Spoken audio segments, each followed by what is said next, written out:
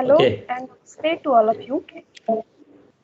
On behalf of GeoVigyan, I welcome you all to the fifth talk of Chapter 1 of the International Webinar Series on Earth Sciences. I am Garima Shukla, Secretary of GeoVigyan, and I extend my heartiest welcome to all of our participants to today's lecture. I shall be your host for the day, and the topic for the today's lecture is Benthic Foraminifera is a tool for paleoenvironmental reconstruction studies along the east coast of India. So before starting the lecture, there are some important instructions for the participants. During the session, attendance form will be shared to the YouTube live chat box, and after the completion of the talk, we will also share the feedback link. In order to receive your e-certificates, it is necessary to fill up both the attendance and feedback form, and the certificates will be shared within 15 days after the talk. So now I would like to welcome our presenter, Professor M. Suresh Gandhi. So it is an honor and privilege that today we have Professor M. Suresh Gandhi, who is an associate professor in the Department of Geology, University of Madras, Chennai, India since August 2004. He has completed his PhD with distinction in geology at Tamil University, Thanjavur. He has 16 years of research experience in the field of micropaleontology, environmental geology, and geochemistry. He has participated and presented papers for more than 100 national and international seminars and conferences. He had published 80 research articles in well-reputed scientific journals. He received DST Young Scientist Award in 2008, and recently he received our Distinguished Faculty Award in Micropaleontology under Venus Scientific Foundation. So, sir, it's up to you now. You can start, please. Thank you very much. First of all, I thank the GeoVigyan organizers and the members for arranging this excellent lecture series during this pandemic situation period. First of all, I congratulate the organizers of GeoVigyan for giving me this opportunity for today's lectures. Actually, this lecture mainly on micropaleontology, full and full foraminifera aspects, and I am not going to deep about different aspects. Instead of that, I have prepared these slides for PG UG students, so it will be more benefit for the student community as well. And apart from that, few application oriented study also included. So with this few introductions, I will like to begin my lecture. Today my talk is on Benthic Foraminifera is a tool for Paleoenvironmental reconstruction studies along the east coast of India. Okay, I think the slide is visible for all of you. Yeah, okay. So all of you know foraminifera. Yeah, yes. Okay, foraminifera is nothing but unicellular microorganisms. Okay, why? Because all of you know fossil first. Fossil means once upon a time they are lived and then buried. So dead organism remains we called as fossils. So that we can see with our naked eye. Whereas these microfossils we cannot see with our naked eye. Only with the help of microscopes we can study. So we called as microfossils. So depending upon the chemical compositions and they are varied into different types of fossils. We called as calcareous fossils, siliceous fossils, arenaceous fossils, siliceous fossils, like that, phosphatic fossils, organic walled microfossils, like that, different varieties of fossils are there. And all the fossils we can study with the help of microscopes, optical zoom, binocular microscopes, so that we can get the clear morphological features and characteristics, everything we can see with the help of microscopes. So in that, foraminifera, that is one type of microfossil. So that will give a lot of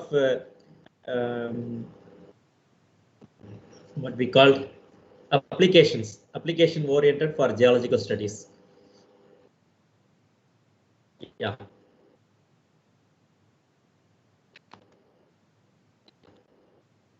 Oh. Micropaleontology. So that is study of microfossils. Here it includes large number of taxonomically unrelated groups. They are invited solely by the fact, and they must be examined with the microscope. As I told earlier, with the help of binocular zoomed microscopes, and also for taking photographs, scanning electron microscopes. That is called SEM. Now advanced microscopes also came. We call the STEM, transmission emission microscopes. Like that, SEM instrument, SEM is there, TEM is there. So we have passing the electrons, and through the electron beam it can scatter, and you can get the picture. Very minute, tiny organisms we can get with the zoomed one. So from that we can study all the features, external features, with the help of scanning electron microscopes. Okay. Yeah.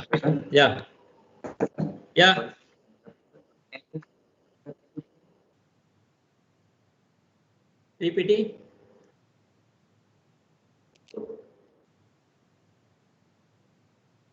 Okay.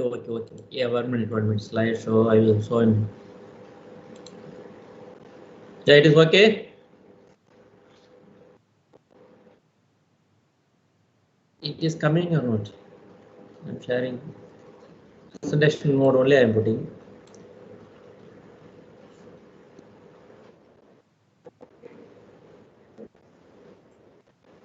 Wait.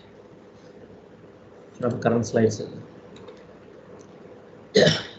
Yeah, these are all the various types of fossils I told earlier. Calcareous fossils, siliceous fossils, phosphatic fossils, and then organic walled microfossils. And here this table shows, and figure shows from which age each fossil will be begun. Like that, all of you know the age of Earth start from 4,500 billion years ago. So from which period each fossils will develop. So like that, if you take calcareous fossil, most of the calcareous fossils started from Precambrian age. After Precambrian, they are started. We call it from Cambrian to recent. Most of the fossils are thrived. We call, like, one of the example is Ostrogoths, Foraminifera, and even some bryozoas. They are all started from Cambrian period itself. These are all from calcareous fossils. Some pteropods, they are started from only during the Cretaceous period. So like that, if you go for organic walled fossils, they also started from earlier Precambrian to recent periods. So this table shows from which period each fossils will be begin. Coming to the importance of microfossils, why we give more importance for microfossils? Because the practical value of microfossils, that is in various fields of historical geology, mainly it is a minute size. Not only that, if you take 1 gram sediments, you will get more than thousands of 5,000s of species or fossils will be thrived. Okay, so even in 1 gram of sediments, you will get more than thousands of species will be thrived in that sediments. So like that is abundant occurrences. Not only that, it not only occur in one particular place. It is found in wide geographical distributions. So it can be found in the all along the marine environments, even in brackish and lagoons like that. It has a wide geographical distributions in sediments of all ages and almost in all marine environments, so that we give more importance for microfossils. For easy, find out the past geological histories. So because of the small size, abundant occurrence, and also small sample, even if you take only small sample, you can get enough data for the applications, and also more rigorous quantity. Yeah.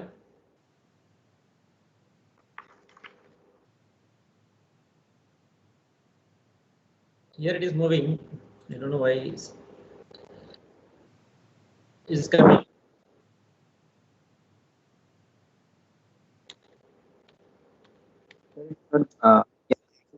Yeah, it takes some time. Another slides are there. Now it is okay now. Yeah. Yeah, sorry. Yeah, wide geographic distribution and makes them indispensable for regional correlation and comparison, mainly for paleogeographical reconstruction studies. Okay, so that's why for that only they give more importance of these fossils. And then here foraminifera, generally not only the fauna we called as two types of fauna. One is called planktonic fauna and another one is we called as benthic fauna. Generally planktonic, they are all free floatings up to 200 meters depth. Best example we called radiolarian, silicoflagellates, calcareous nanoplanktons, diatoms, and also planktonic foraminifera. These are all comes under the planktonic groups. Okay, these all comes under planktonic groups. Coming to the benthic fauna, they are all bottom dwelling. Otherwise, sometimes they are free moving, sometimes they are attached with the sediments, sometimes they are infaunal, they enter into the sediments. Okay, here benthic fauna based upon the sediment types and also some other physico-chemical variables they can accommodate. They are also very much useful to delineating the bottom environments.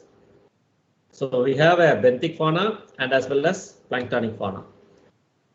So this is the example, vagile and sessile we called. So I told no, vagile means free moving, sessile means attached with some sediments. So amobacolites, casulidina, these are all the vagiles, and minacina, that is a sessile one. Coming to the historical review, earlier periods they recognized one of the best example you can see, shelly limestones of Egyptian pyramids. That was recognized by Strabo, 7th century BC, Herodotus in 5th century BC, like that Leonardo da Vinci in 14th century and up to 15th century AD. So from that beginning itself, paleontology started. Actually, in 7th century, that is a slow progress. Then, and 16th to 19th century, they have an average growth of foraminifera for planktonic studies, micropaleontological studies. Then in after 24 started, we have an explosive growth. So past 100 years, the foraminifera, the micropaleontological studies is severe, more growth. So coming to the birth of micropaleontology, that means the discovery of microscopes in 1660 by Leeuwenhoek. He appropriate date to denote the birth of systematic micropaleontology. So that's why we call this lineae systema nature. He only introduced the binomial nomenclatures during the year of 1758. So micropaleontological stage wise, we called as 4 types of phases. We called as descriptive phase, analytical phase, synoptic phase, and also application phase. Coming to descriptive phase means earlier studies, mostly most part of the written part. Alcididae orbigine. So earlier in 18th century, Egrenberg, most of the descriptive work, taxonomic descriptions, they done a lot of work. H.B. Brady, Ruiz. So they called us immensely contributed descriptive phase of micropaleontology. So that period, earlier periods. Without their name, no taxonomy is there now. Whenever you see the microfossil taxonomies, you can find all these previous names: Deo Orbigine, Egrenberg, Ruiz, Johns. So they are all the pioneering workers, descriptive writers. HMS Challenger voyage that all of you know, during the 1873 to 76, they traveled along the coast. Then they prepared the monograph. Similarly, H.B. Brady's 1886, he prepared a monograph based on the voyages on foraminifera. That is the fundamental references in study the neogenes and also some living foraminiferal faunas. So like we called us, these are all the descriptive phases. Coming to analytical phase, that means more research work, like some biological structures and its affinities, morphogenetic studies. Then they have to creation the classification systems. These are all comes under analytical phases.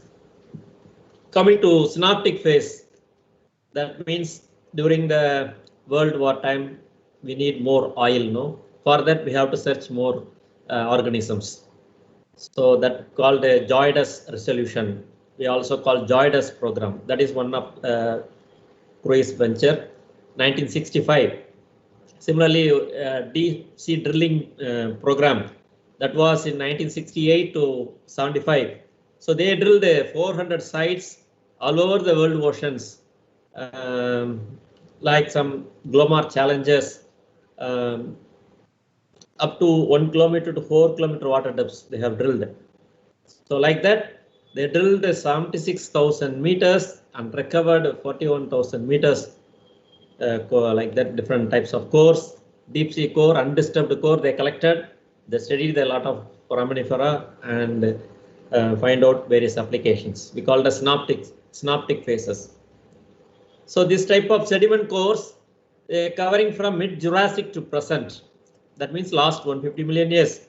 That is a great advance in the study of the evolution of the utilization. Then they decipher the history of the evolution of the oceans. They also refine the biostratigraphic zonations. Not only that, paleobathymetric, paleoecology. So based on the core sample itself, they have find out the past environments. And then finally, economic micropaleontology that comes under another phase. That means after the First World War, we need more oil to enhance the foraminifera study. That is the correlation tool. Why? Because forum is an important tool for petroleum exploration. So with the recognition of biostratigraphic utility, the foraminifera in petroleum exploration, so that the micropaleontology reviewed a new impact, impetus, and also new directions. It goes into the new directions. And then this micropaleontology continues widely used in exploration field. Not only that, mapping the surface and subsurface stratigraphic units by geological survey all over the world. So now we are all in application phase, so exploration phase. That is economic micropaleontology. So now coming to foraminifera, how it look like? It look like amoeba-like structures. It has a pseudopoda. It has a cytoplasm, nucleus, everything inside the body. So outer surface, it have full of network. We call it as pseudopoda. Why the pseudopoda? All of you know. They are the dense. They are frequent near the opening of the test. So generally, living forms we cannot call as a test. Once it is dead, we call as a test. So in living condition, you can see large n numerous pseudopoda, mainly for locomotive purpose and also for capturing the foods. So it can capture nearby other organisms like diatoms, other things it easily captured for living purpose.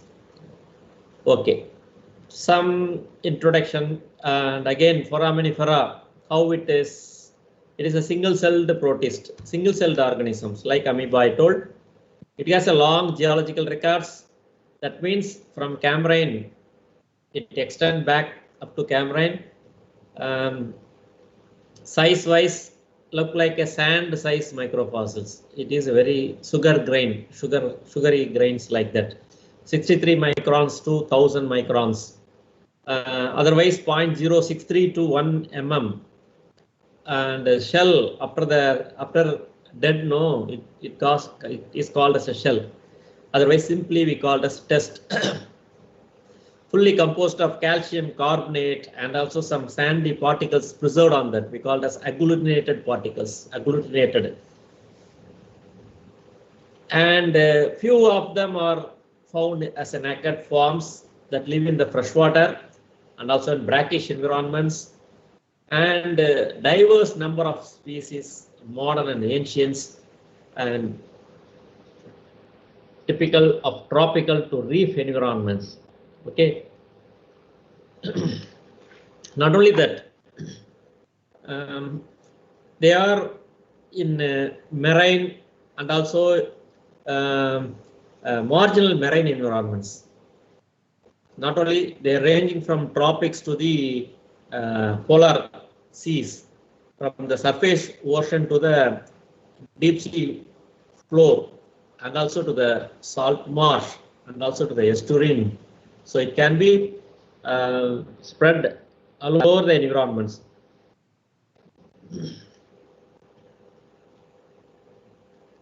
Other mineralized planktons also there. We call it as coccolithophorates, other calcareous nanofossils, diatoms, radiolarians, pteropods. Okay, they are found in the marine marginal water bodies. For example, the test we call it as test. It covers the area of the seafloor beyond the continental margins and also above the CCD. I think all of you know calcite compensation depth in the deep sea. Okay. Before going to the wall structure and composition, again I want to tell something about foraminifera. They are marine sarcodina. Okay, they are marine sarcodina, protozoa. They are preservable as the fossils. Okay. As I told earlier, foraminifera having a planktic foraminifera and also benthic foraminifera. There are two types. Planktic means they all inhabit in the open ocean and also some coastal waters. Okay, but benthic foraminifera means they exist on the substrates from abyssal plains to the high intertidal areas. Okay, up to the deeper, long distance to short intertidal areas. So if you take some marine sediments, you can find the plenty of marine microorganisms. You can get enormous amount of microorganisms that you can see with your microscopes. Okay, so they are extremely sensitive condition to their growth. As I told, no, from Phanerozoic periods to recent period, it will be lived so that we can predict the past, so that we can reconstruct the past climates with the help of foraminifera. Okay. Not only that, they are used to infer the different seawater parameters. Okay. So foraminifera means it gives more applicable oriented. And then different studies also done earlier. We called as stable isotope analysis. That is an important study for paleoenvironmental reconstruction. So stable isotope analysis of foraminifera, that was initiated in the earlier 50s itself, like a previous scientist called Emiliani, from their studies it is started. Like Boyle, they are also different scientists. Stable isotopes and also trace elements, ratios of foraminifera. It will be useful for reconstruct for the paleoclimates. Now till now they are applying these stable isotope studies, not only for benthic foraminifera, even for planktonic foraminifera also. So the stable isotope composition are frequently studied for reconstructing the paleoceanography and also paleoproductivity. Okay, and then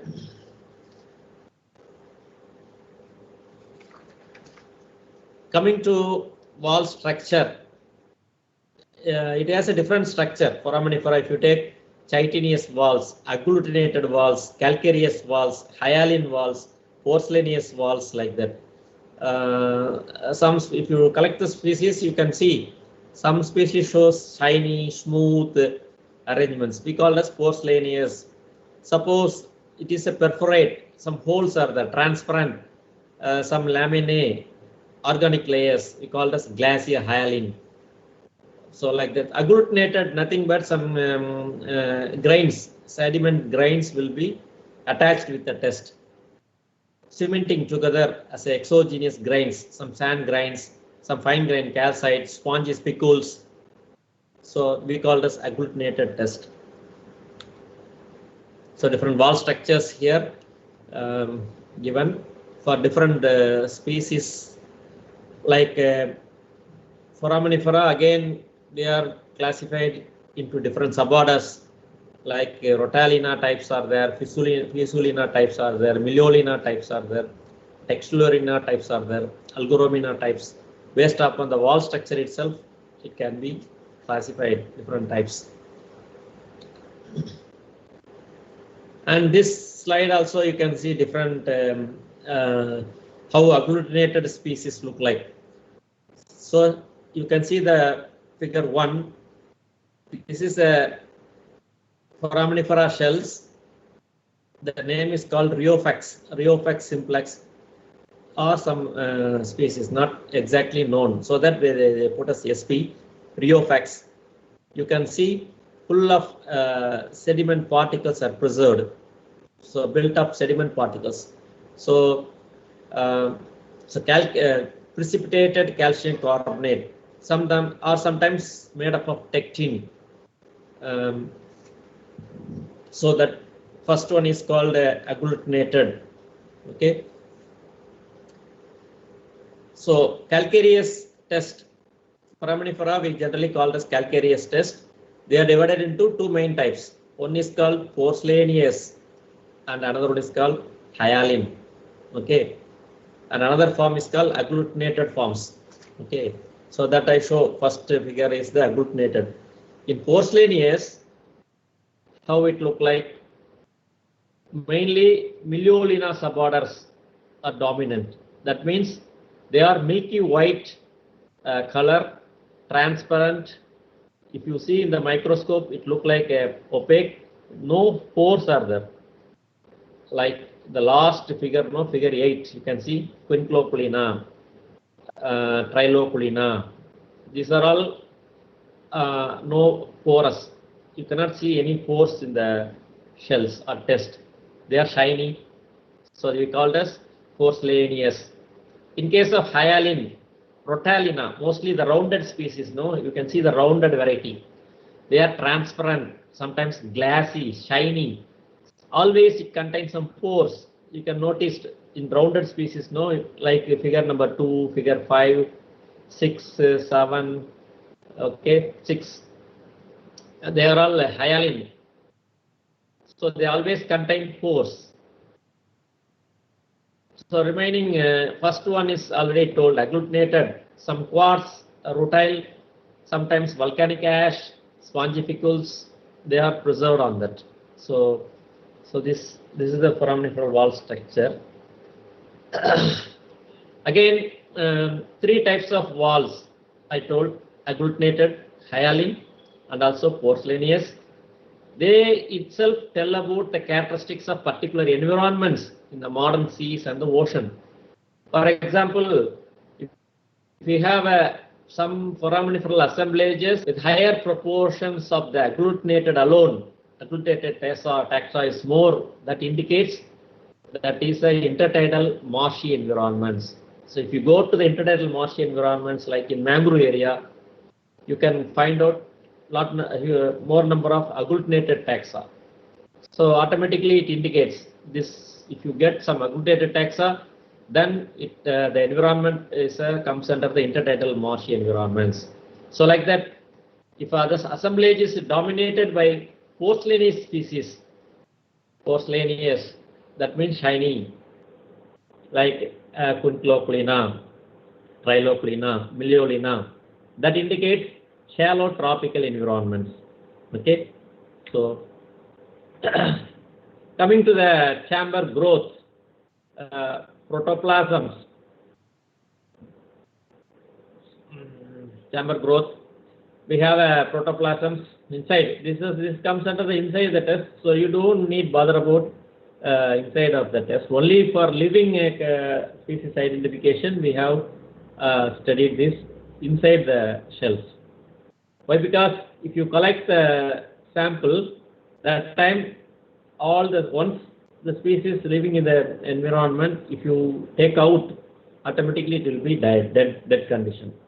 Suppose if you want whether it is lived during that time or dead, what you have to do in the field itself, during the field sample collection, you have to preserve the sediments.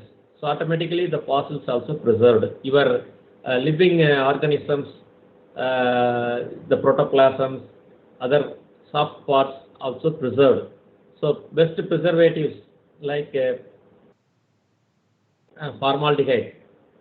Okay, so once you go to the field, you can carry formaldehyde 1:10 ratio. So once you collect the sediment sample, you can pour or apply formaldehyde. Automatically you preserve the test. Whichever lived during the sample collection time, your cytoplasms also preserved. Once you bring out into the lab, you can add some indicator that we call rose bengal solution. So you can add 1 gram rose bengal in 1 liter water. Then you pour your sediments. Then again, if you leave for 1 day, next day you wash gently. Whatever rose bengal preserved living protoplasms observed this rose bengal solution. So that are all red in color. Whereas others, if you already dead test, it can be washed out. Again, it goes to the original color, like white in color. So whichever white color, that is a dead one. Automatically you can count as a dead. And whichever the protoplasm preserved, this rose bengal and pinkish color, that comes under the living forms. This way you can easily differentiate how much living and how much dead. Like Excuse that. me, sir. Yes. Sir, can you Yeah. put the screen into full screen mode? Yeah, it is not coming, huh? Yeah. Yeah, sir. Yeah, it is okay. Full No, screen sir. mode, and it will take some time, I think. Here I put it in full screen. Okay. I think. It is coming? No, sir, it's not coming. Wait. Full screen mode only I am putting.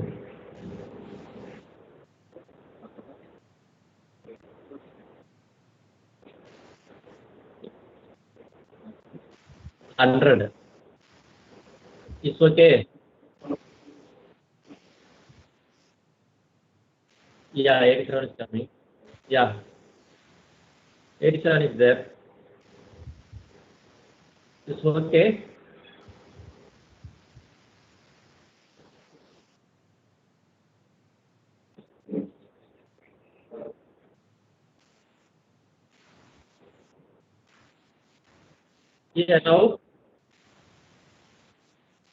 Yeah.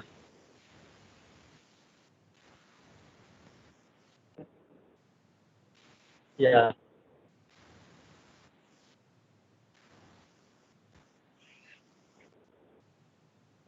Yeah. This only I put it. Yeah. Not coming, huh? Slideshow. Full slideshow I am trying. Why it's not coming? Fit to slide the current window. Here.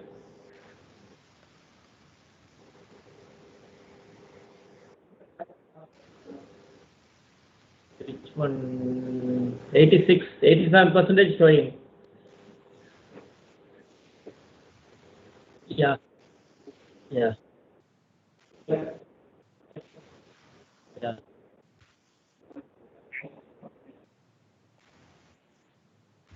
Yeah. That's there. Mhm. Okay. Top, top or bottom? Right. Yes. Slide shorter, normal, everything is here. Slide show only three options showing here.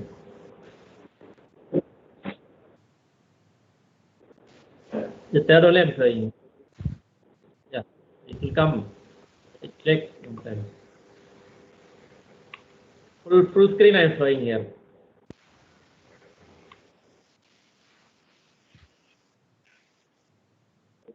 Maybe it will come some later time. Now I show full screen only.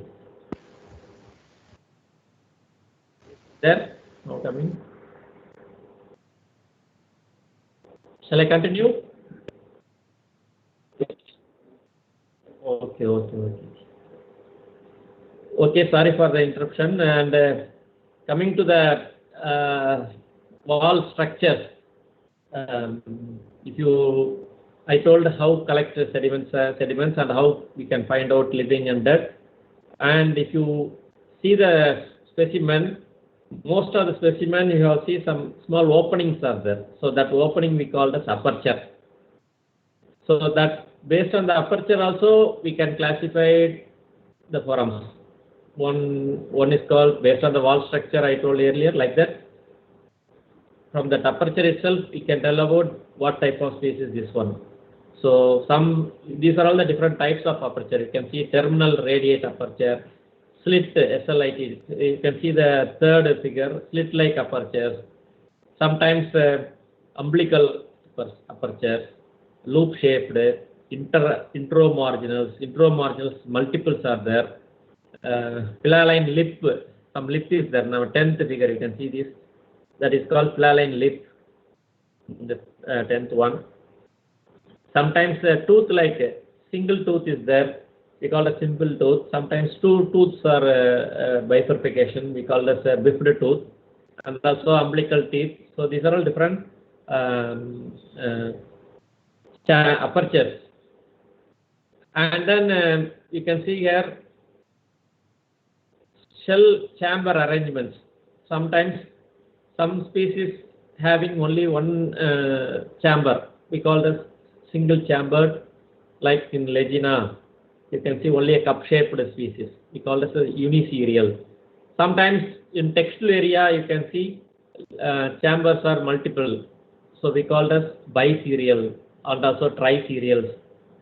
So like that. Sometimes coil-shaped chambers are there. Some we call as plane spiral coiling. One single coil, it goes up to the end, beginning to last in 8th figure. We call as plane spiral. Again, it is evolute and also involute also there. Sometimes it is a trochospiral coiling. Okay.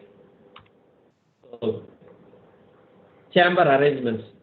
From the chamber arrangements itself, we can find out the fossils, whether it is a Quinqueclina or it is a heterohelix. Like in case of biserial means mostly Textularia varieties.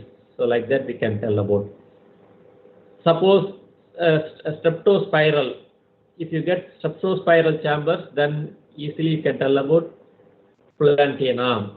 Trochospiral coilings comes under the ammonia varieties. In case of involute, so they have a planispiral and involute chamber arrangements. That is mostly in LPDM varieties. Only one chamber goes from aperture to middle of the portion. We call it planispiral, spiralina. So like that, chamber itself tell about different, whether it is a planispiral or it's a trochospiral. So once you collected the specimen, you can find out the chamber arrangements. You can find out the aperture shapes. Then only you can identify which species is this one. So without knowing this knowledge, it is very difficult to find out the fossil foraminifera. So coming to planktonic foraminifera. So like already told, benthic foraminifera and planktonic foraminifera. Benthic mostly sessile. They have attached. Okay. Whereas planktonic are free floating, I told. So how you recognize the planktonic foraminifera? You can see only by its simplicity. Okay. It has additional skeletal structures. It lacks the additional skeletal structures. In case of benthic foraminifera, you can see huge, lot of structures are there. But in planktonic, there is no like that. It has no additional skeletal structures, no plugs, no pillars, no canal systems. Okay, and also here the apertures mostly simple, and they are exteriorly lips, portis, tegilium, like that we called. So that means no internal structures, otherwise no tooth plate. If you see the Kunkloclina, you can find out biffed tooth and single tooth like that. Tooths are there. No, here it is not like that. In no internal structures. Yeah. Yes. Yeah. Why is it coming like that?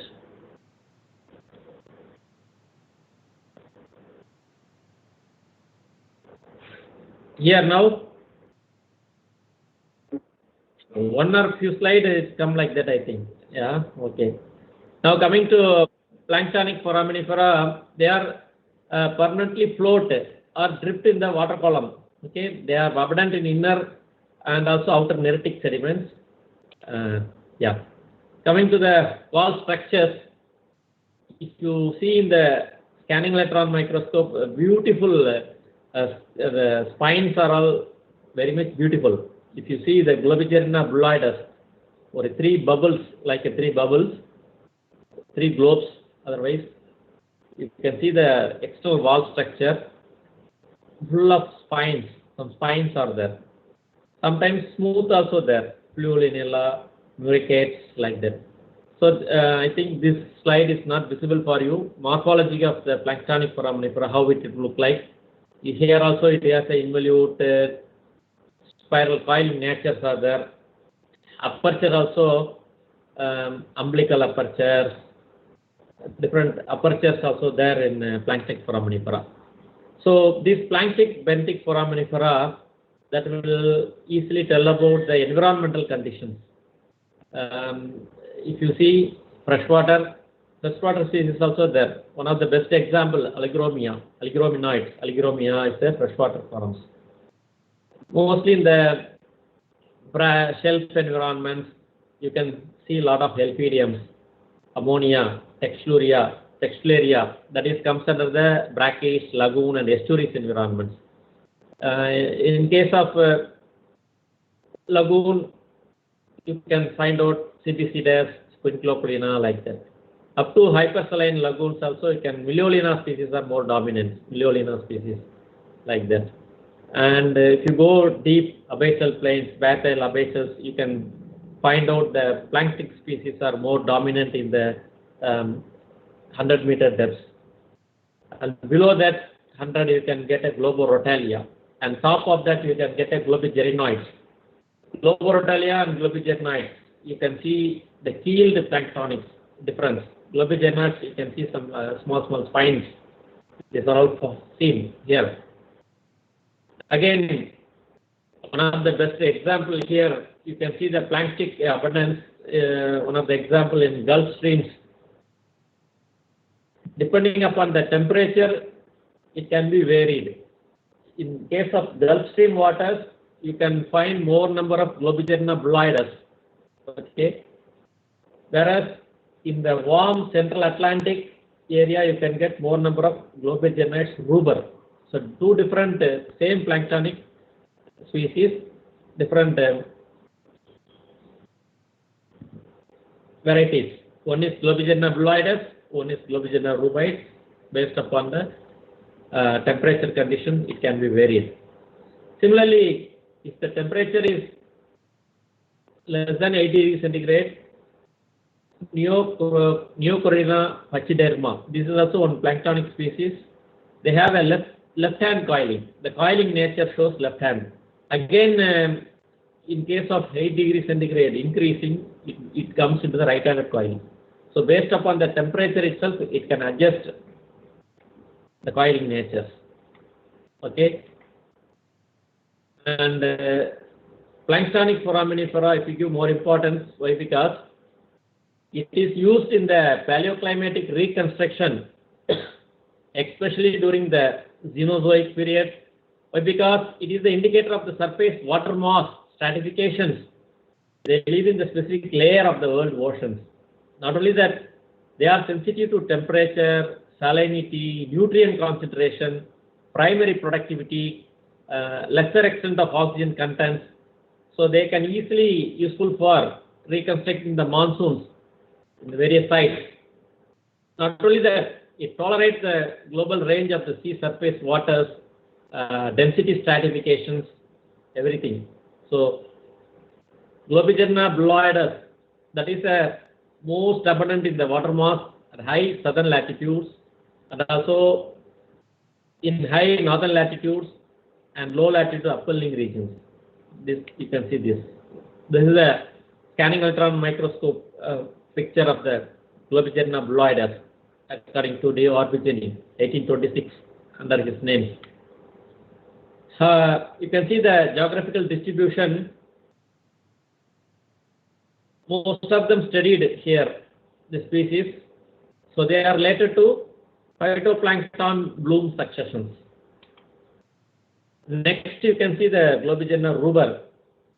This is the spinoplanktic foraminifera. If you see the exostructure, mostly they are living in the photic zones, top 50 meters, water column in the tropical and also subtropical areas.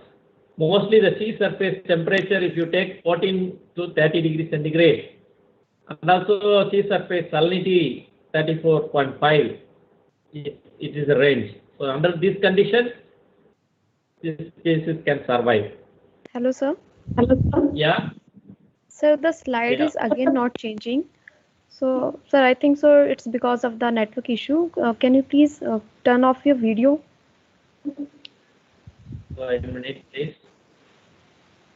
Slowly it is coming, huh? Yeah, sir. Wait. Yeah, sir, now it's okay. Sometimes it is coming, sometimes not coming. Yeah, sir, Yeah. it might be because of the network problem. Yeah, Globigerina ruber. This is a symbiont-bearing species. It prefers the oligotrophic regions with mixed deep mixed layers. And also this type of Globigerina ruber, they are occupied in the warmer mixed layer above the thermocline areas, like that. Then one more planktic species we call as Globigerinoid sacchalifer. Globigerinoid sacchalifer. This is the shallow dwelling surface depth. If you find top 50 meters, mostly in the tropical to subtropical species. Salinity, sea surface temperature is more or less 17 to 30 degrees centigrade. Okay. It also tolerates with high salinity areas. So Globigerina ruber can tolerate high salinity, but this Globigerina saccharifer, it prefers only the low salinity. Okay, only in the low salinity it can survive, saccharifer. And also, yeah, I can skip this. So based upon the Planktonic foraminifera itself, we can tell about the environmental condition. Particular species can survive only in the particular environment. Like that, earlier scientists predicted. Like a Globo-Blumina pacifica, Cebicidus. These are all. If you found this species more abundant, means that that environment is a high organic carbon and poor oxygen area. So in high organic carbon content and poor oxygen area, this types of species are survived. In case of intermediate organic origins, like Globo-Blumina notovata, like the different Miliolinella subrotunda, these types of species can found. Like that, based upon the organic fluxes, supply of food, oxygenated conditions, sometimes it has a low oxygen, high organic flux, you can find more number of Uvigerina. Like Uvigerina, one type of species, Uvigerina perigerina, it survived mostly in the high organic flux and the low oxygen environments. So like that, if you take Casulina carinata, they are found only in the low to intermediate organic flux areas. So like that, Planktonic foraminifera will more helpful for the environmental conditions. It has tell about the environmental conditions. Coming to Benthic foraminifera, what are the various applications? Mostly, it can be useful for various aspects, like reconstructing the sea level changes. One of the applications, by understanding the bathymetry of the different species. Like, for example, Dr. Nigam from the National Institute of Oceanography, Goa, he done the extensive studies of foraminifera. He applied various techniques and infer paleoecology, paleoclimate, paleotemperature, like that. One of the simple method, like here he can find the barnacle fouling. Particular species, you can see some red barnacle foulings are there. So by using the presence of this barnacle fouling, they are the typical intertidal sessile crustaceans. He can develop the paleo-depth models. So based upon the change of the depth and also change in the sea levels, he interpret with the help of this barnacle fouling types. So paleobathymetry. So depth, we can predict the depth, paleo-depth, with the help of this foraminifera. Okay. This already I told, small size. It is a small size, widely occurrence, so that we can use this. Apart from other environmental studies, you can see mostly Paleoenvironmental. You can find out from brackish estuaries to deep sea how it will look like. So the application of modern benthic foraminifera distribution data to deep sea core data has been utilized to identify the paleoceanography from intermediate and also deep water circulations. So paleoceanographical studies, paleoenvironmental studies, paleobathymetry, as I told, based upon the paleobathymetry, you can determine the past sea level changes. And also mostly the ecosystems, paleoecology. Suppose all the parameters, with the help of various parameters, water parameters, like water salinity, then the temperature condition, then the dissolved oxygen condition, then the nutrients conditions, then what are the heavy metals and toxic materials in that area. So we can easily reconstruct some historical changes in the near shore. So you can find out the paleoecological studies. with the help of foraminiferal assemblages and its application with other parameters. Then geochemical analysis that will provide the information of the water salinity and temperatures. Okay. Coming to paleoenvironmental applications with the help of morpho groups. Okay. And also we can tell about the degree of oxidation of the bottom sediments, whether it is whether it's epifaunal and also the infaunal morphotypes. It represents oxygen poor and oxygen rich environments. Okay. And I told earlier, wall structure itself tell about environments. I told. Hello, sir. Yeah. Sir, the slide is again not coming. Yeah. I don't know why it is happening. Okay. Now. No, sir. Yeah. No, it's okay.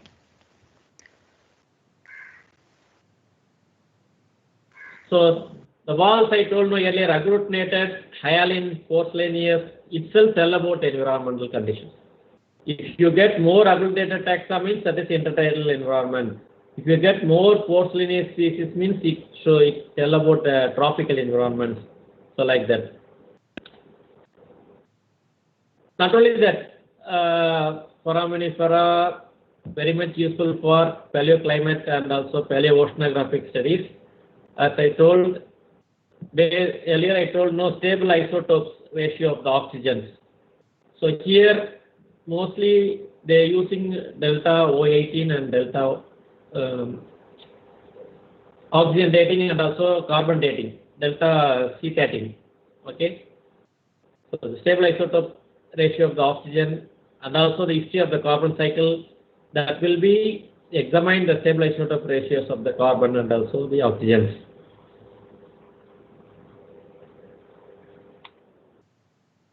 So generally foraminifera, that will be the evidences for past environments.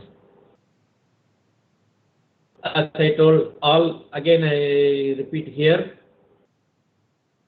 the chemistry of the shell, it reflects the chemistry of the water in which it grows.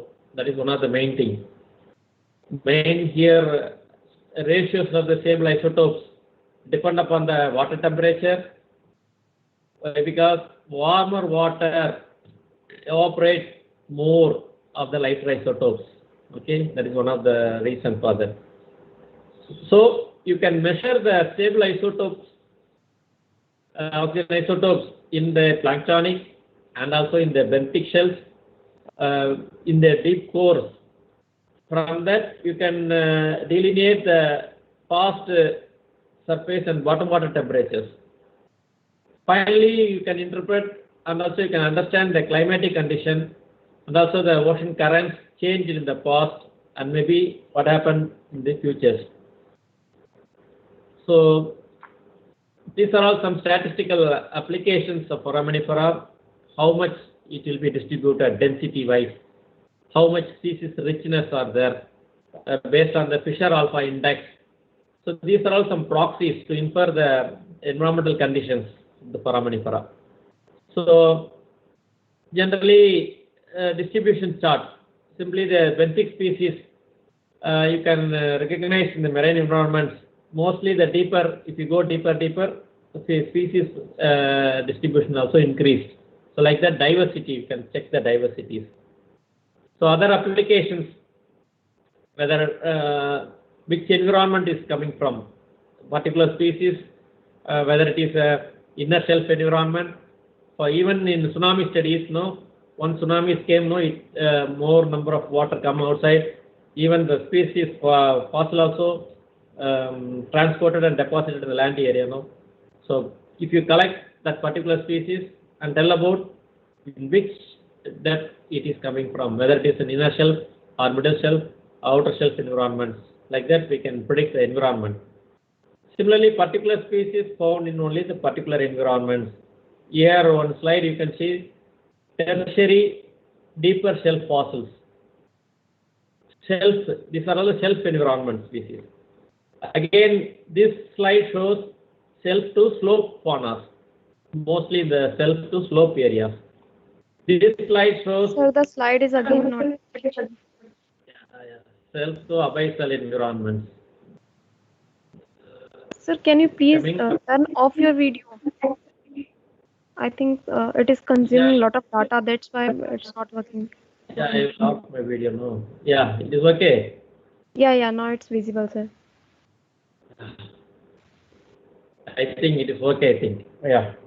You can see the particular species mostly found in the slope to abyssal environments. So based upon the foraminiferal distribution itself, we can tell about the particular environmental conditions. And coming to paleo-depth, there are 3 factors: uniformitarian, backtracking, factor analysis, like that. You can see. So similarly, you can see particular species found in the particular environment.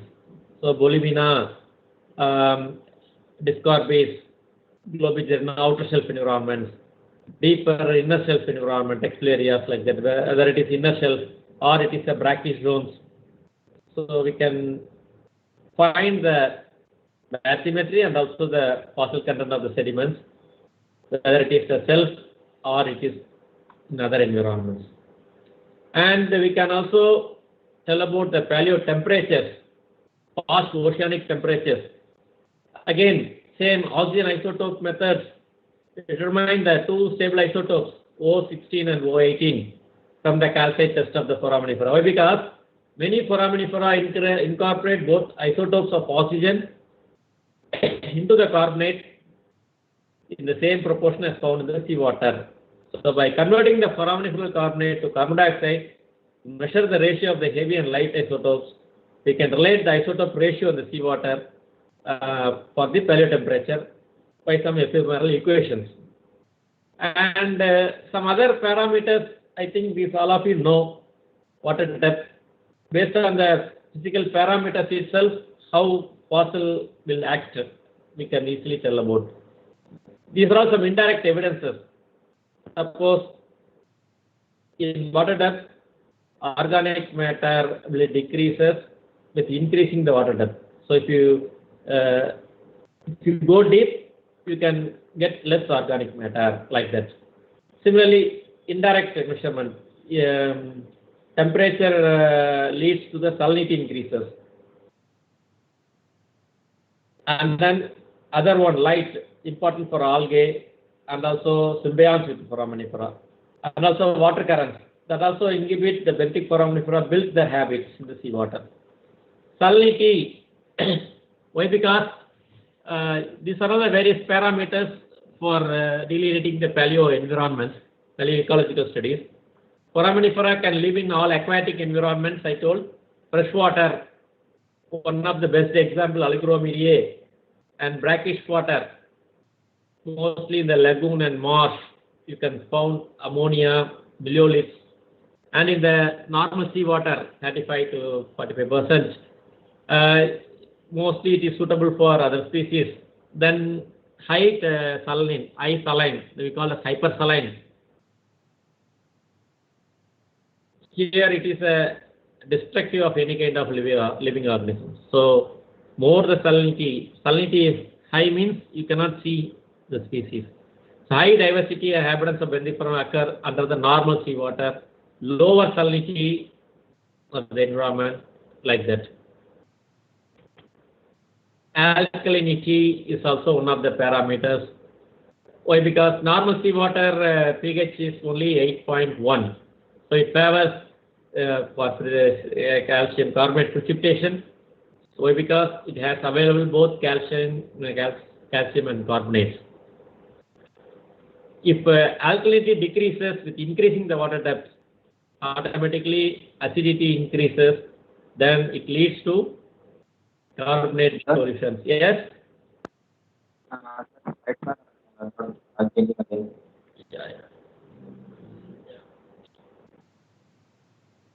It's coming. I think here. alkalinity, yeah. The pH of euphotic zones increase during the day and decrease during the night. Like that. Similarly, the CCD in ocean waters, you can see calcite compensation at depth. That also gives some information. Yeah. Next one is nutrients. High amount of nutrients, automatically what happens? High number of Benthic Foraminifera. So if you get a more nutrient area, that is a species diversity is also more.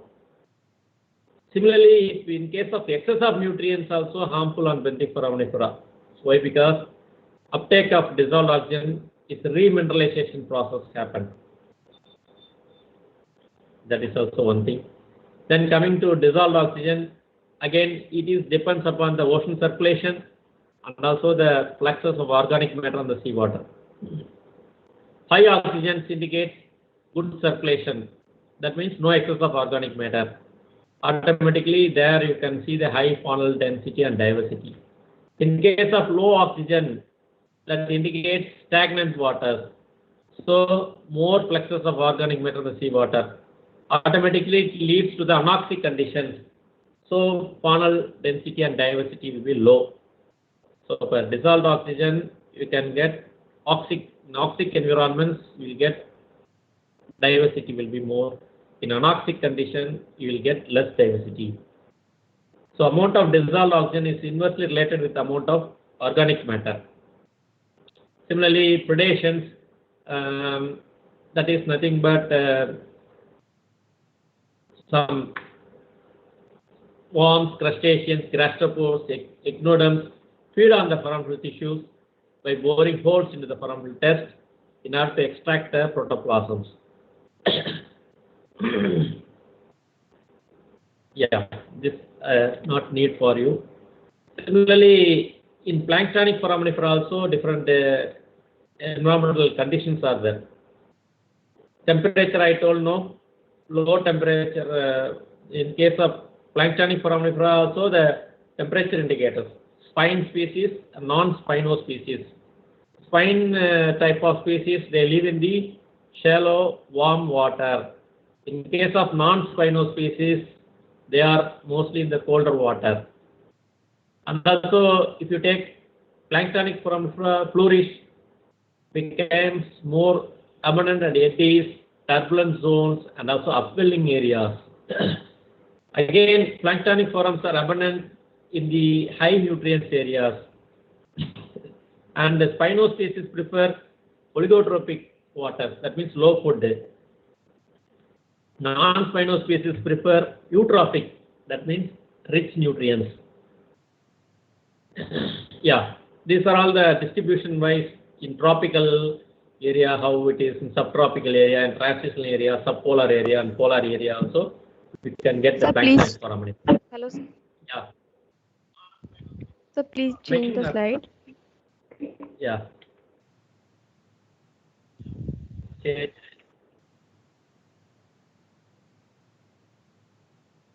Yeah, sir. It's okay.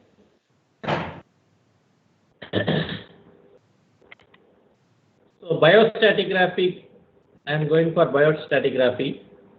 Biostratigraphy, again, what it tells. Here, assemblage zones, acting zones, and range zones like that. So based upon this, we have further divided into taxon range zone, concurrent range zone, interval range zones, partial range zones. So biostratigraphy is very much important for paleoenvironmental studies. Taxon range zone, that is what it means the zone between the highest and the lowest stratigraphic occurrence of the taxonomy. Okay, highest order. Some particular species, if you collect one core sample, no, you can count the species. There you can find out one particular depth it started, and suppose in bottom it is more number of species, again it goes and up to the top it will be more. So the zone between the highest and lowest stratigraphic occurrence.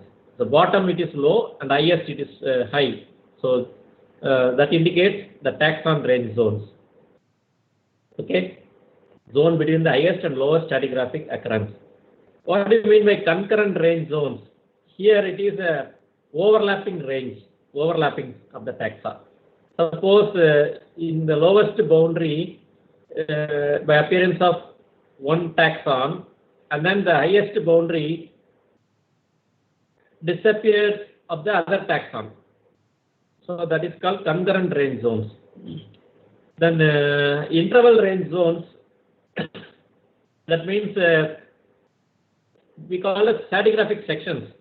In the stratigraphic section, it is compressed between lowest occurrence of the two specific taxa. So we call it as lowest occurrence zone. So, and then partial range zones, lastly we call this lowest occurrence of one taxon and document the highest occurrence of another taxon, but no stratigraphic overlap of the taxa. So like that, we can classify the biostratigraphy like this: taxon range zone, concurrent range zones, interval zone, partial range zones.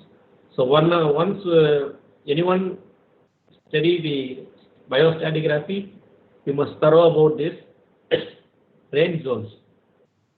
That you can automatically get it from your distribution.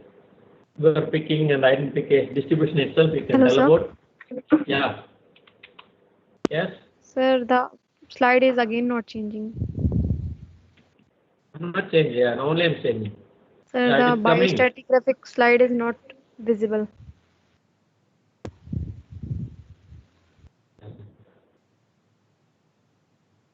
Yeah, sir, now it's visible. The establishment of the time scale slide is visible now. Yeah. So 4 range. One is taxon range zone, concurrent range zone, interval zone, partial range zones. You can see total range zones. Appearance level. Your particular species appearance level. Suppose one particular species at the bottom, that is, you can see that taxon range zone, highest and lowest stratigraphic occurrence. One particular species is highest and another one is the lowest. So first appearance and last appearance, appearance level and extinction level. Here it is started and particular place it is extinct. We call as total range zones. Here you can see concurrent range zones, A/B. I told no, the appearance of one taxon and the highest boundary, it is defined by the disappearance of the other taxon. Disappearance of the other taxons. So this is a concurrent range zone. Then interval range zone, already told. The lowest occurrence of two specified taxa, like that. So interval range zones. And finally partial range zones. Okay. And biogeographically, again it is useful. So based upon the seafloor spreading, evolution of the oceans, plate tectonics, so everything. So biogeographic distribution of fauna, that means the latitudinal distribution through the time, it allows the recognition of certain assemblages which can use as environmental indicators. So paleoclimate we give more importance. Why? Because it is a past, contemporary and future issues. Past climate helps how current ecosystems, it control what types of vegetation grows in the particular area, and also it predicts both current and future climate changes, like that. And mainly isotopes, I told no, oxygen isotopes, they are found naturally in both atmosphere and dissolved in water. Yeah, these are all proxies, main proxies.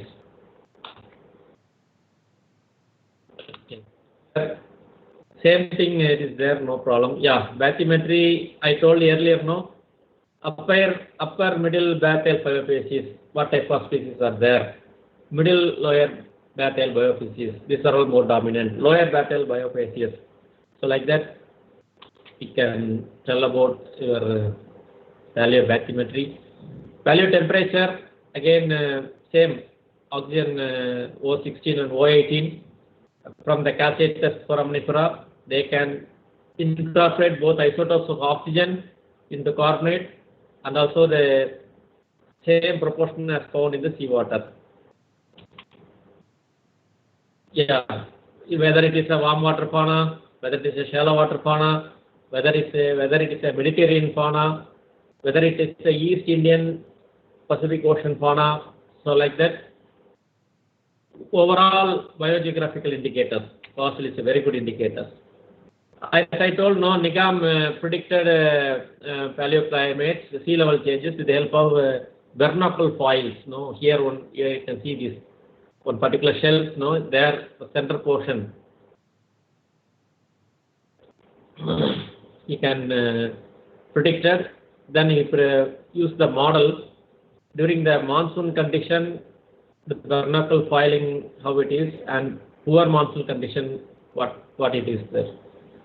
So like that, he predicted the sea level based on the sea level curve. He can find out. Okay, paleo monsoons using foraminifera. That is a main proxy. Yeah.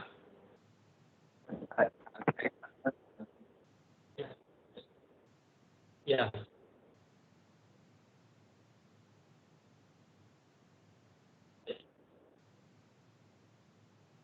I don't know why it happened like that.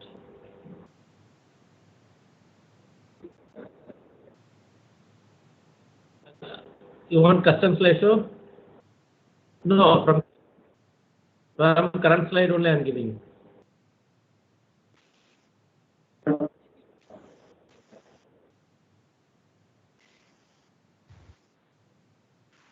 Custom slideshow I put it. So you can do one thing. Yeah. So you can stop the sharing and then again you can start. Yeah, one thing. 93 slides. Okay, I'll do it. 1 second, I do it. 1 minute. Sorry for the interruption. Actually, I have 130, 40 slides, so that it is stuck today. So you can open the MS Teams, then you can stop presenting. Yeah.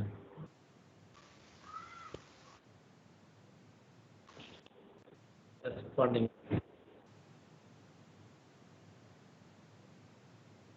Slideshow. Yeah, here is there. 1 minute, please.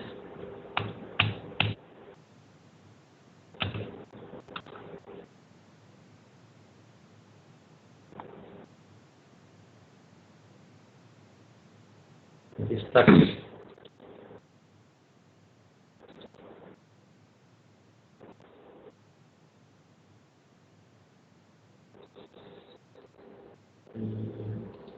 Stop.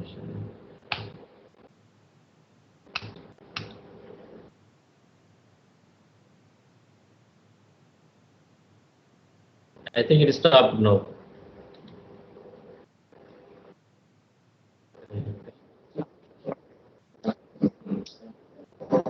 Yeah. Stop. Stopped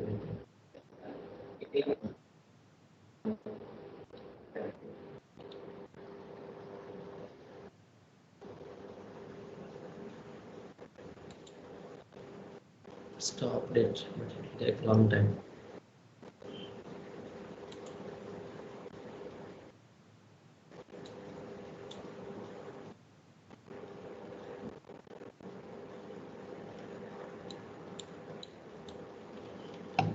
One minute. It will some time. Yeah.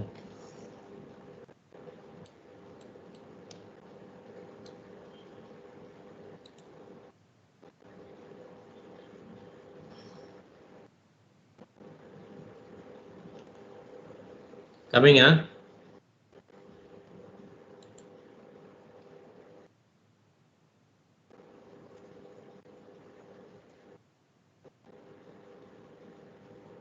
Slide is there? No, sir.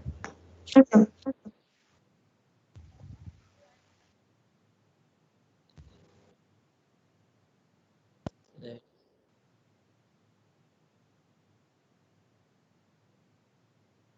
Yeah.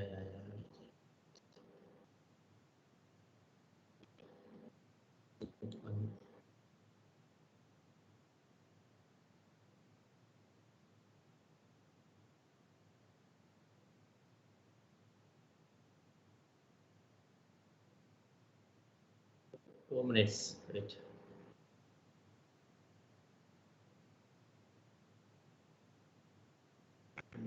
Yeah. I will go directly 90th slide. Yeah.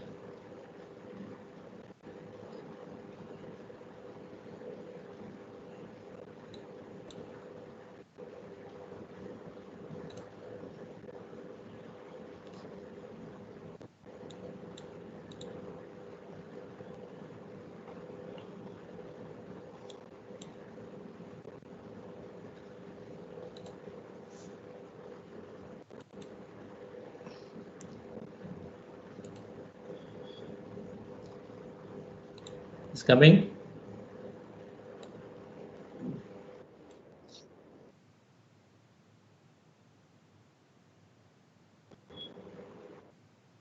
Yeah. Now I share my screen.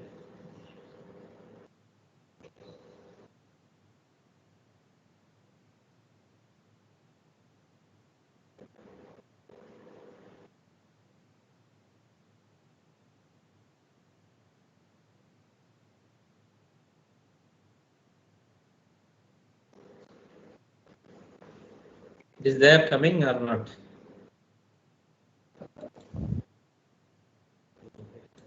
It will come. Network issues, I think.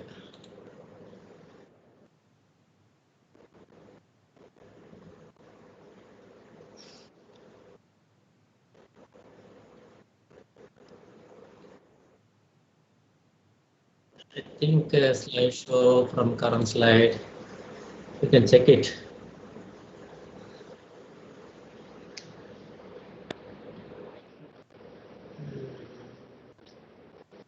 Already share it, but I don't know why it is not coming.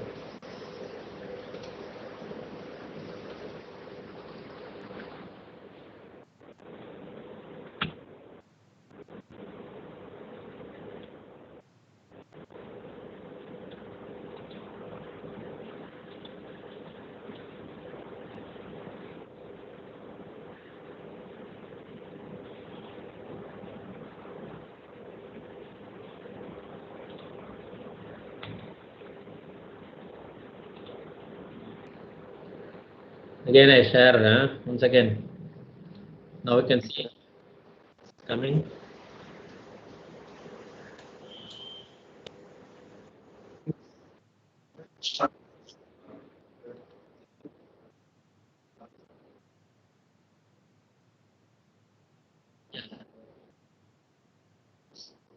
Full screen.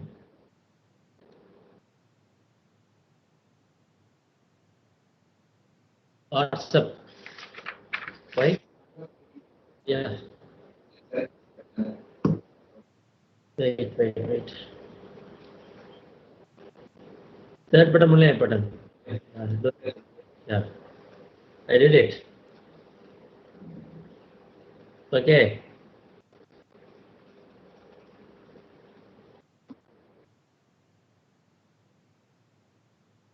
It is not coming.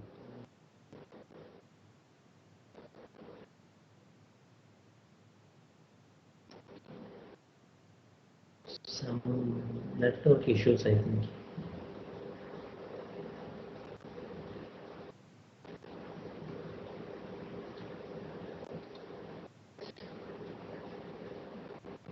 This one.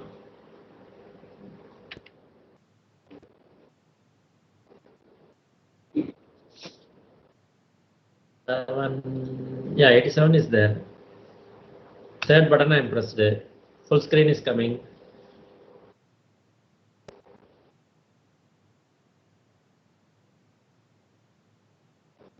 Oh, only half it is coming or not? What is there?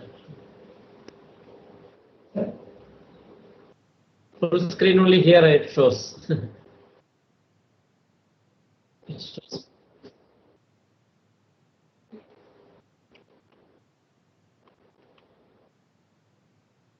Only this is a diagram. I think it is not coming. Yeah, actually, so overall, I give a lot of information about the paleo environment, paleoclimate. Now we can go to the few examples. If you see, this slide shows actually the Fox Strait that is located in between India and Sri Lanka. We collected sediment samples, 8 locations. One location is called Mandapam. Then next is called Athangarai, Devipattinam, Tondi, Kottaipattinam, Manamelkudi, Seduvachitram, Mallipattinam, and Kodekarai. So why I am telling this means this Fox Strait is full of siltation. Sediment is deposited more in this area. Okay. So full screen is not coming. Okay. Sedimentation is more, so that's why we give more importance for this strait. So we collected using the mechanized boat up to 3, 4, 5 kilometers. We collected 8 samples in each location. Yeah. The main objective is first to identify, then we can catalog all the forms found in that area. Then we can make the distribution chart, distribution of the foraminifera. Then we can find the sediment characteristics, what type of sediment is there. Why? Because a paleo environment is very much important for the distribution. Which sediments the distribution will be more. So for that we need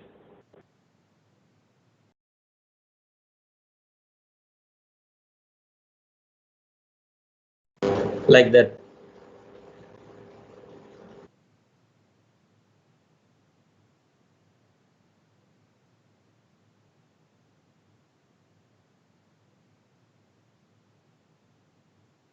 Finally, we can also study the impact of sedimentation by geochemical. Bad network quality is coming here, so that's why you are not seeing. So generally, different studies are there. First, you can collect the sediment samples. You can study the sediment nature by using the grains methods. Then first you can find out whether it is a sand or silt or clay, and whether it is what type of sediment characteristics, Delphox, Graphothon, and a fork and word method. So we can also study the textural nomenclatures. Then we can find out the carbonate contents and also total organic carbon contents, organic matters. Once you find out, you can easily study the granulometric studies. Then we can find the salinity, what type of salinity is there, the particular sample. We also find the dissolved oxygen condition. Then we can staining means for find out whether it is a living or dead, how much living species are present in that environments. Then we can identify the species with the help of Lioblis-Staffan method. Then we go for geochemistry studies, whether for sediment geochemistry. Finally, we apply the statistical methods. See, we using the mechanized board, we can collect the sediment samples. Then, based upon the distribution, we can find out how much suborders are there. Mostly Rotallina and Miliolina are more dominants. And then followed by Legionella and Globigerinoids. So like that, these are all overall distribution. 112 species we identified in the Fox Strait. Okay, so whether it is a Spiruloclina or it is Quincloclina, again we have different varieties of Spiruloclina, different varieties of Quincloclinas, Spiruloclinas, Triloclina. So like the Delphidium varieties are there, Ammonia beccari varieties are there. Then we can counted, we have counted in different locations. We can prepare a chart. That is a total number of foraminifera in particular depth, in particular station, how much total is there. So we can check it, that one. Then living foraminifera, dead foraminifera, we can compare it. So please change Yeah. the slide. The slide is again not changing. Yeah.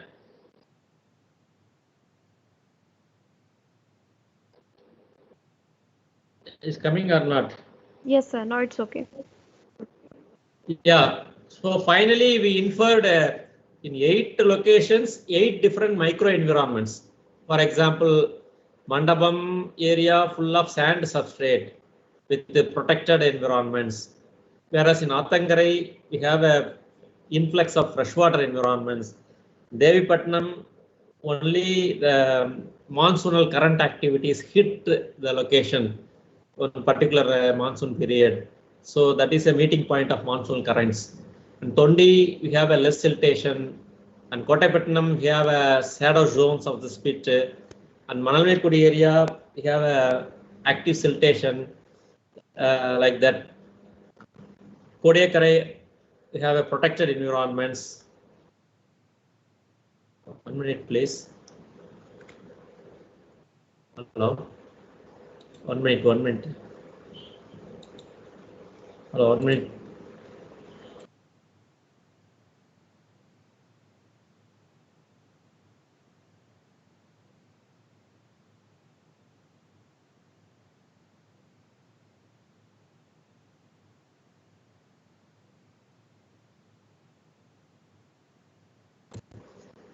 Hello. Yeah.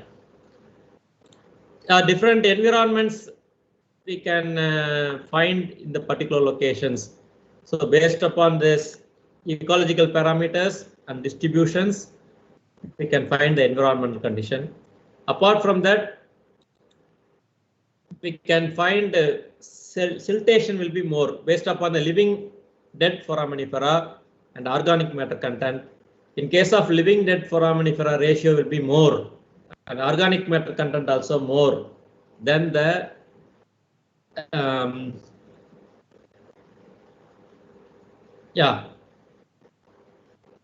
living dead condition. Organic matter more means rate of sedimentation will be more. In case of living dead, ratio will be less organic matter indicates less rate of sedimentation. So based upon this, our findings, we find Manamelkudi part as a one major part, and southern part of the Manamelkudi is a less siltation area, and northern part of the Manamelkudi is composed of the more siltation area. So like that, we predicted with the help of living dead foraminifera and also the organic matter content in that Park Bay region. Not only that, due to the siltation, we will get more number of abnormal species. We called as morphological deformities. Here I show them slides. I don't know it is visible or not. You can see normal species look like in normal condition, good chambers, apertures, like that. Whereas in abnormal species, you can see enlargement of aperture, chamber growth, over chamber growth. So like that, you can see the two types of aperture, top and bottom. So this indicates there is some defect, mainly due to environmental stress condition. Maybe here siltation activities is going on. Apart from siltation, other environmental parameters like that. Okay. See, morphological deformity species. We called as morphologically deformity species. Similarly, we worked for polar estuary. That is also we studied. You can see the polar river estuary. We collected different samples, and based for interpretation purpose, we classified as 3 areas. One is called lower estuary, middle estuary, and upper estuary. So again, we compare with all other parameters like calcium carbonate, organic matter, sand silt clay ratios. So this diagram you can see, these are all the species found in the polar estuaries. Mostly eponoids are there, Elphidiums are there, Pararotalia nipponica, particular species is there, Trocomina. Mostly you can see this Rotalina species are there, more dominant. Elphidium, ammonia varieties are there. Here, what we observed is finally the polar estuary, it connects to the seashores. During the monsoon condition, it is open, and in other monsoon condition, it is cut off. So the polar estuary connectivity between the estuary and open sea has been more significant, important for ecological condition. So they cut off during the post northeast monsoon. That is from January to October, it is cut off. Then another monsoon, it is open. So once it's cut off means automatically it gets low salinity, low temperature. So species distribution is also low. Whether it is non-cut off means automatically the sea water also intruded into the polar area, and you will get a hypersaline, low water depth. So due to hypersaline and low water depth, you have a less influence of marine and more riverine process are there. So that way you can predict it. So the changing in the environmental variables during the post northeast monsoon that impact the foraminiferal abundance, diversity and distribution. Okay. So monsoon condition based upon the monsoonal variation, the diversity and abundance also varied. So the living and total assemblage, living and total foraminifera, it shows the distribution in the abundance and diversity throughout the estuary. Okay, so that's one case study. And I think this is one more case study we done in the off Devi River, that is in Odisha coast. Mainly we studied for Paleoenvironmental reconstruction. So here we can done oxygen isotope, carbon delta C13 isotopes for benthic and as well as planktonic foraminifera. So this is the location. It is situated in the Mahanadi offshore basin. That is a well-known petroliferous basin. Here you can see. Yeah, these are all the general locations. That's why I'm skipping the slides. So the sample taken up to the upper bathyl environment condition. So how we collected sample using the ORV research vessels, Sagar Kanya ships. They gave one core sample. So that core sample length is 4.28 meters. So water depth is 272 meters. Again, the core sample has subsampled into 4 centimeters.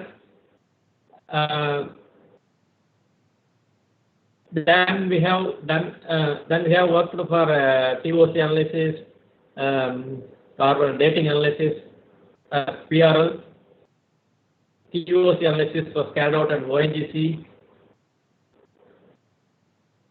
Stable isotopes, that is a delta 5 plus isotope ratio, accelerated mass spectrophotometer, that is in the Physical Research Laboratory, Ahmedabad, India.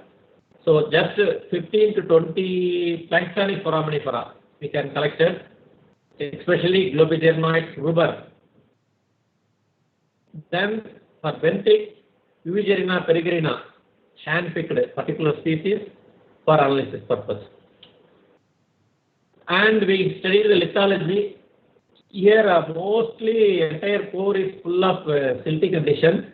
Only at particular depth range of sand environment. You can see the diagram itself from 65 to 95, some, and between you can get some sand environments. That also some indications, some environmental changes. So that means generally silt means the sediments are deposited in the calm environments, but on particular depth it shows full of sand. That means there may be sudden change occur during that period. Then we also study the calcium carbonate content. Here more or less it ranges from 0.5 to 21%, and also TOC 0.8 to 1.28. There are various reasons why it is increased and decreased. Here in our study, low values of calcium carbonate mainly by the decomposition of the marine organic matter, and also low oxygen and sulfate condition at the deposition surface. Not only that, due to variation in dissolution of carbonates during sinking to the sea floor, so that also the calcium carbonates are decreased. And we studied the geochemical part for weathering indices. We done CAA, we call it a chemical index alteration. Different formulas are there based upon the Al2O3, CaO, Na2O, K2O ratios. Using the formula, we can find out the chemical alteration index. Based on the result, it shows it is a moderately weathering source. According to chemical index of weathering, we call the CIW. Same thing, based upon the Al2O3 ratio, Na2O, CaO. Again, we get some percentage, up to 79% means it is a moderate weathering. Similarly, in plagioclase alteration index, we call that PIA. That also shows the moderate weathering source. So this environment is mainly of moderate weathering. That indicates moderate weathering means that area is a low tectonic activity and also warm to humid climatic condition during the time of deposition. So like that we predicted. Not only that, we find out using the ACNK diagram for that. And we compared with phanerozoic shales, UCC data, fire shales. From that, our samples mostly fall in the A and C and sector joining lines. So that represents it is the weathered product from the granite source. So if it is fall in that environment, means it is a granitic source. So we can find out the source also, where the sediments are coming from, which source. And also, we using this geochemical studies based upon the Al2O3 and KO2 ratio,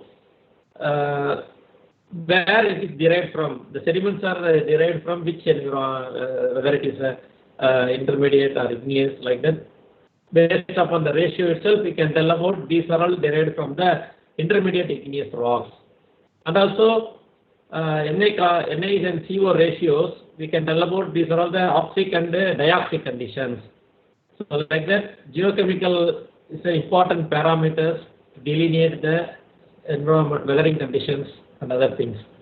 And then coming to that foraminiferal part, with the help of the core, we picked, otherwise we collected 28,048 benthic species and 11,187 planktonic species by hand picked based upon the 107 samples.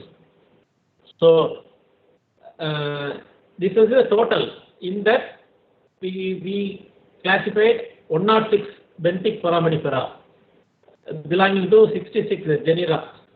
Similarly, 53 planktic foraminifera we collected. So these are all the diagrams. I don't know this diagram is coming or not for you. You can see beautiful Benthic Foraminifera, Legina striata, Bolivina. These are all the deep water species. Bolivina robusta, Bolivina elongata, Planktic also there. Planktonic Foraminifera is all there. Globigerina. You can see the typical species Globigerina adamasi. Seen in this Bay of Bengal coast, Globigerina adamasi, Globigerina siphonifera, like that, Globigerina ficitolus. You can see the two nail-like upper portion, ficitolus. Like that, Globorotalia humida is also there. So the biostratigraphy is very much helpful delineate the environmental conditions. As I told earlier, no taxon range zone, concurrent range zone, partial range zone, interval range zones. From that, in our study, we find 3 types of biozones are again in the Russell study, and 2 comes under interval range zones, and 1 comes under the partial range zones for our study. So here we can make based upon this. You can see here depth is there, 446 there. In between you have a Pliocene and Pliocene epochs are there. The stage comes under Galician. Comes based on the biozones. We got Globorotalida tumida flexuosa, that is from 0 to 32 depth range. Then other higher order of occurrence, HO, Globogerinoid ficitolus, as I told no, that is from the range of 32 to 36 centimeters, more dominant, that one. That according to Vare et al., the age is 1.88 million years, that zones he observed. Then another one is Globigerinoid extremus, that is at the depth of 99 centimeter or 88 centimeter up to bottom 428.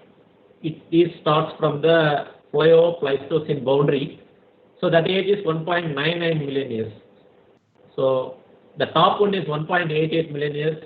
At the 88 degree, it is a 1.99 degree centigrade. So we can predict the biostratigraphical ranges. And so the oxygen isotope stratigraphy with the biostratigraphy, it confirms the reality for the age constraints. So the Globigerinoid extremus, as I told no previous slide, Globigerinoid extremus bottom to 88 centimeters, that is in 1.99 million years. Then Globigerinoid ficitolus at middle part 32 centimeters, that is an age of 1.88. So there is a 2 time control, automatically you get the 2 time control. So the oxygen isotope data, based upon this, we can draw the curve, oxygen isotope data aligned against the age model already predicted by LR stock curve. That is called Saski and Raimo 2005 curve. We have matched with their curve using this particular species called Vigerina peregrina. So actually it is fitted, it is matching. So the oxygen isotope data closely matched against the time interval, that is the age from 2.67 million years to 1.85 million years. That curve is matched. So we can draw that curve. And also one particular species I told no, Globigerina adamasi, that sample we found less occurrences but sparsely distributed. Generally, this is restricted to Indo-Pacific provenance. Here, it occurs in the 9 depth intervals, but at the discontinued range it is occurred. Some stratigraphically, it is also associated with that one. So, based upon the first appearance data and last appearance data in the Planktonic Foraminifera, we can tell about the ages.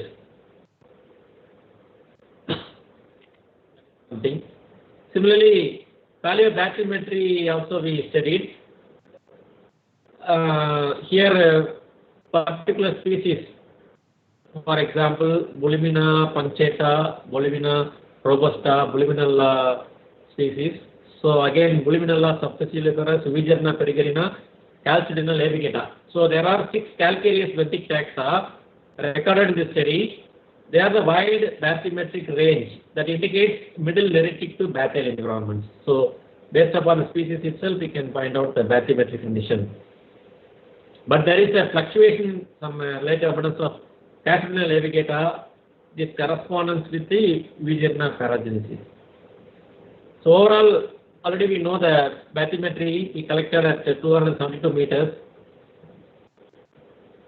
So here the paleobathymetry during the late Pleistocene was deeper than the present. That means 25 to 30 based on the correlation with the global sea level curve. So there may be, so paleo-depth bathymetry means 300 meter. That is beginning at the late Pliocene. So there may be that 25 to 30 meter some relative fall in between Pleistocene ranges. That we have to predict it. Similarly, we can work for Planktonic benthic ratios. Overall, there will be no, this Planktonic benthic ratio constructed. They are aligned with this global sea level curve and found some close correlations.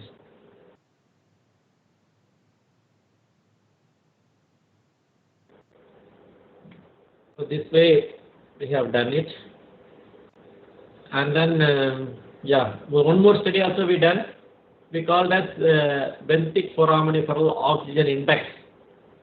Actually, this is used to estimate the dissolved oxygen levels in the ocean water, and also based on the set of indicator of benthic species that are morphologically categorized, whether it is dixoxic, disoxic, toxic, toxic, like that. Here, low oxic condition means 0 to 50. That means 1.5 to 3 ml, and high oxic ranging means 50 to 100 ml. So 50 to 100, that is 3 to n ml, according to Kehoe, 1994.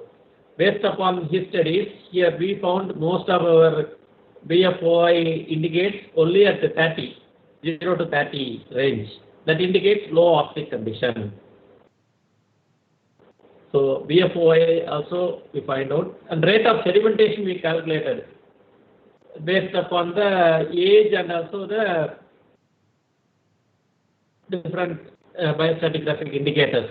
Here you can see core length is 428 centimeters, then divided as 3 biozones, highest occurrence index based on the highest index of the Planktonic Foraminifera. So the calculated sedimentation rate is 0.855 million years. According to these 3 biozones, one is called globigernoid extremus, that is a late Pleiadians. Here the thickness, if you see the thickness from bottom to 88 centimeters it is found, so the 340 centimeters. So here the time span is 2.67 to 1.99 million years. So by computed you can get 0.6 million years. So based upon that we can predict 0.50 centimeter per 1,000 year in that particular zone, the rate of sedimentation. Similarly, the middle part is called globigernoid fistulosus. That is the range between 1.99 million years to 1.88 million years. Here the sedimentation thickness is 56 centimeters. Here the sedimentation rate of sedimentation 0.51 per 1,000 years. And then at the top 0 to 32 centimeters, rate of sedimentation 0.49. Here we can find middle only we have get a 0.51 centimeter highest.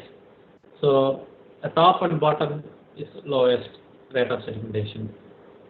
Based upon the rate of sedimentation, we can tell about the sea level variation also. So particular period, what happened like that. So the maximum value of Pleistocene zone, that is the earlier Pleistocene zone, the minimum value is late Pleistocene area. So like that, some in between there may be some sea level fall occurred. That area is a Paleo-Pleistocene area. So that only that particular period is a less supply of sediments, an increase in the duration of mild glaciation period. So like that, we can predict it with the help of sedimentations. I think remaining things not required for you. Yeah, finally, this Foraminifera acquired the position of very important and very essential tool for many studies that tackle the environmental issues of the past and present. But there are still exists to need and scope for further development. The foramin techniques to address the successful for the new type of problems cropping up with the development without sustainability. So with this, I would like to conclude. So overall, based upon the paleo temperature, paleoecology, biostratigraphy, we can easily predict the paleo-environmental condition, past environments. So this is my final conclusion. Ajay? Thank you, sir. Thank you, sir. Thank you. Is there any Thank you very much. questions are there? I think a lot of questions will come. Yes, I sir. don't know where it is. One or two questions Sir, I I will am answer. taking the questions. Yeah. Not all questions, and one or two questions I will answer. Remaining you can post me, I will send them. I mean. Okay, sir. tell me. Yeah. So there is a question by Soham Banerjee of Presidency University. So the question is, does the selective salinity adjustment of certain Foraminifera species has any effect on its depth distribution? And also, does the thermohaline current in ocean brings about migration in Foraminifera? Yeah, I already told, no, salinity is the main sensitive parameters. Only with the salinity changes, automatically that species diversity is also changed. So that thermohaline process also modified with the help of foraminifera. That is there. It is there. Yes, sir. So next question: How can we understand a particular foraminiferal species suggest a particular type of paleo environment like shallow tropical environment?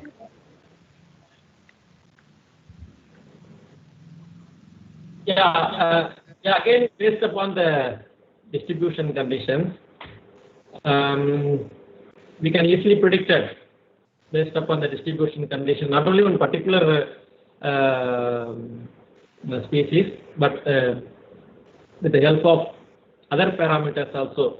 Not only one single species, we can tell this is this environment, that environment. Apart from the species, we can include with other parameters. Based upon the other parameters and that particular species, we can easily predict it.